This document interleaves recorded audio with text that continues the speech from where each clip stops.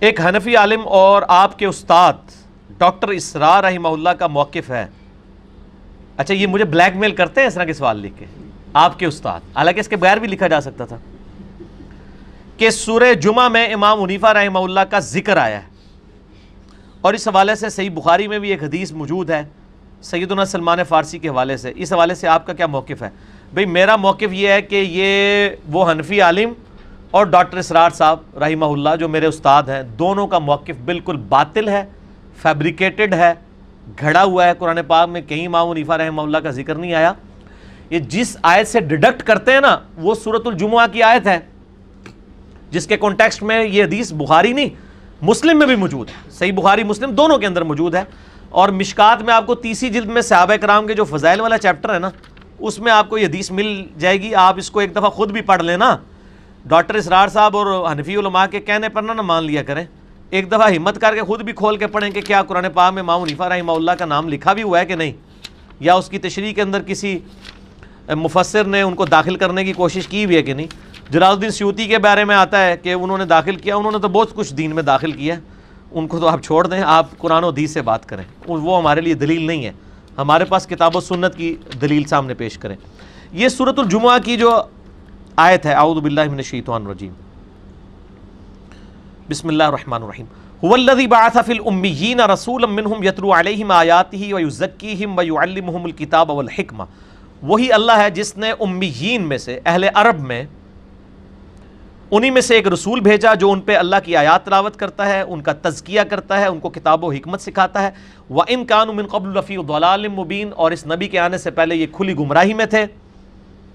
وَآخَرِينَ مِنْهُمْ لَمَّا يَلْحَقُوا بِهِمْ, اور ابھی ان کے علاوہ اور لوگ ہیں جو ابھی ان کو آ کر نہیں ملے.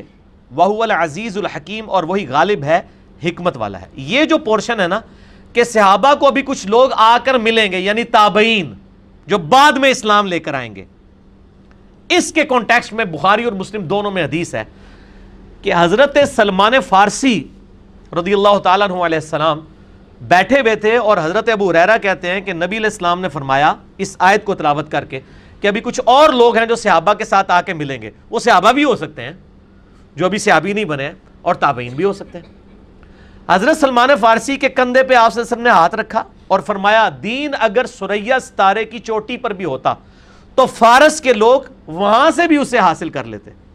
یہ حضرت سلمان فارسی کی تعریف کی تھی کہ کہاں سے سلمان فارسی پرشین امپائر سے اٹھے, فارس, ایران کا پرانا نام ہے فارس, فارس سے اٹھے, اور پہلے وہ آتش پرست تھے, پھر یہودی ہوئے, پھر عیسائی ہوئے, پھر نبی علیہ السلام کا ذکر خیر سنا تو آ کے مسلمان ہو گئے. ٹھیک ہے جی, اسلام قبول کر لیا. تو نبی علیہ السلام نے ان کی تعریف کی کہ اگر دین ثریا ستارے کی چوٹی پہ بھی ہوتا نا تو یہ اہل فارس اتنے سمجھدار ہیں, یہ دین تک پہنچ ہی جاتے جس طرح کہ سلمان فارسی پہنچ گیا. یہ آپ کے بابوں کے بارے میں دی بات آپ نے گھسیٹ کے داخل کر لی کیونکہ آپ کو اجتہاد کا بہت شوق ہے نا. پہلے تو لوگوں کو بتائیں سلمان فارسی کی تعریف کی تھی, اور اس میں آپ کے لیے بھی جواب ہے. منو لوگ کہتے ہیں اے جناب پہلے بریلوی سی, پھر دیوبندی ہویا, پھر اہل حدیث ہویا, پھر فلانا ہویا, ان کا قادیانی ہو جائے گا. تو میں آپ سے بھی کہتا ہوں سلمان فارسی پہلے آتش پرست تھے, پھر یہودی ہوئے, پھر عیسائی ہوئے, پھر مسلمان ہوئے, اور اگر آپ کے زمانے میں ہوتے آپ کہتے ہیں انہیں نے قادیانی ہو جانا ہے. تو سلمان فارسی قادیانی نہیں ہویا تو انجینئر صاحب بھی نہیں ہوندے, بے فکر ہو. اپنے بابیاں کو کہ انجینئرنگ ادھر بھی کرتی ہے, اے جملے بھی فیل ہو گئے نے تواڈے.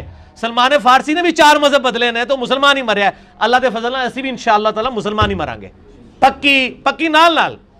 ٹھیک ہے, کوئی رمضان تازہ ختم ہوا ہے نا, پکیاں تھوڑی جی کٹھیاں ہوئی ہیں نا, نال دینیاں نے. یہ جو مسئلہ بھی نکلتا ہے جناب. اچھا دوسرا, امام حنیفہ رحمہ اللہ تو فارس کے رہنے والے ہی نہیں تھے, یہ جھوٹ ہے. وہ افغانی تھے, پٹھان تھے, یہ بالکل جھوٹ بولا ہے. ان سے پوچھیں جو ڈیفینیٹلی ایران کے رہنے والے لوگ ہیں, ہم ان کو بتاتے ہیں میرے بھائی وہ اپنا کتابیں چھوڑ کے, یہ امام مسلم, صحیح مسلم ان کی موجود ہے. امام مسلم کا پورا نام کیا ہے؟ امام ابو الحسین مسلم بن حجاج القشیری المتوفا 261 ہجری.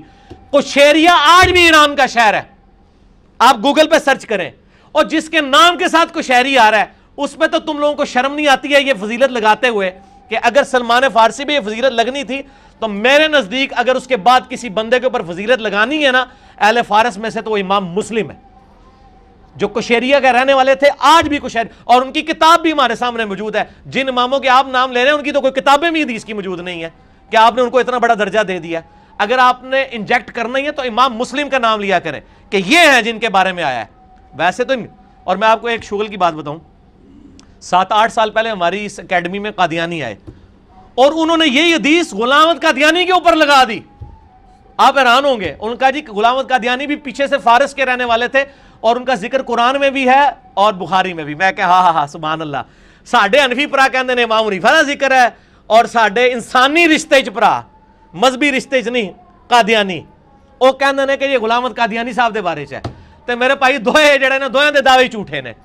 اگر کسی کے بارے میں ہے تو سلمان فارسی کے بارے میں ہے تعویل خاص کے اعتبار سے، اور تعویل عام کے اعتبار سے امام مسلم کے بارے میں آپ کہہ سکتے ہیں جو واقعی وہاں کے تھے. امام حنیفہ رحمہ اللہ پٹھان تھے اور پٹھان ہونا بھی کوئی عیب نہیں ہے، مطلب نعوذ باللہ افغانستان کے رہنے والے تھے. امام ابو داؤد اور امام ترمذی یہ دونوں افغانستان کے ہیں. ترمذ آج بھی افغانستان کا شہر ہے، لیکن فارس کے اوپر آپ نے لگانا ہے تو امام مسلم کے اوپر لگتا ہے. لہٰذا یہ میں نے جواب دے دیا.